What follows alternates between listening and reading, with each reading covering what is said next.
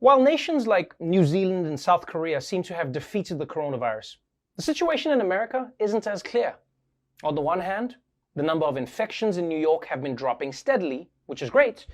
But what's alarming is that the opposite has been happening in many states around the US. When you look across the country, it's really a mixed bag. Certainly cases are falling in the tri-state region around New York City. Around the nation, hospitalizations and new cases continue to rise. So there's about 20 states where we see a rising number of new cases. Illinois, Texas, Maryland, Indiana, Virginia, North Carolina, Tennessee have a lot of new cases on a daily basis. And so while mitigation didn't fail, I think it's fair to say that it didn't work as well as we expected. Yeah. It turns out coronavirus is a lot like a Broadway musical. It starts out big in New York, and then months later, a much worse version pops up in Peoria. And I don't even understand how these Midwestern states are failing at social distancing. The whole state is already social distancing. Everything's spread out. You gotta get in a truck and drive 70 miles just to infect someone. I'm feeling a bit of a sneeze coming on, honey. We should head up to the Andersons' place. Make this thing count. But this just goes to show that fighting coronavirus in America was not a unified approach.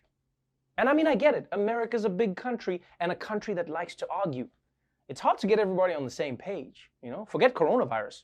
Imagine if America tried to order a pizza together. Some people would want toppings, some would want no toppings, some people would say pizza is a hoax, and then Trump would jump in like, forget pizza, just inject yourself with marinara. Now, you would think an increase in cases would mean that now's maybe not the perfect time to open everything up.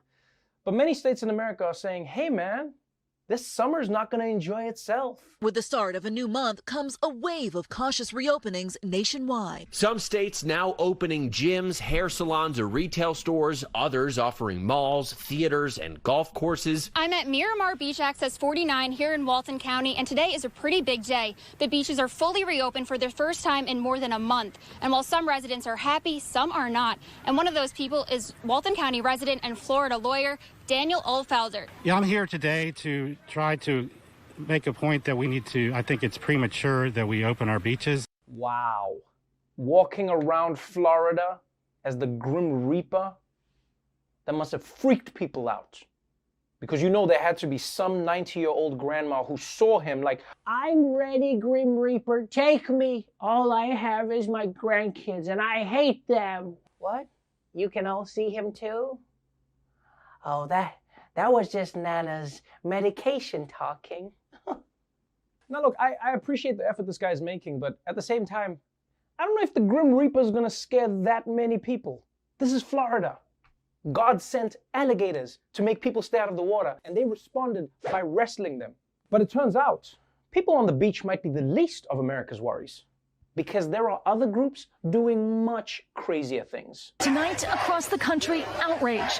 Protesters demanding states reopen their economies in Maine, Oregon, and Kentucky. Impassioned protesters gathering tightly by the hundreds, frequently without masks. On Friday, in California's capital, 30 arrests as protesters face off with police. Protesters armed with assault rifles storming the Capitol in Michigan.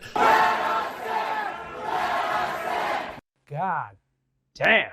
Only in America do protests start by storming the Capitol with assault rifles. I mean, did you try calling, writing a letter? Usually the armed rebellion is the last step.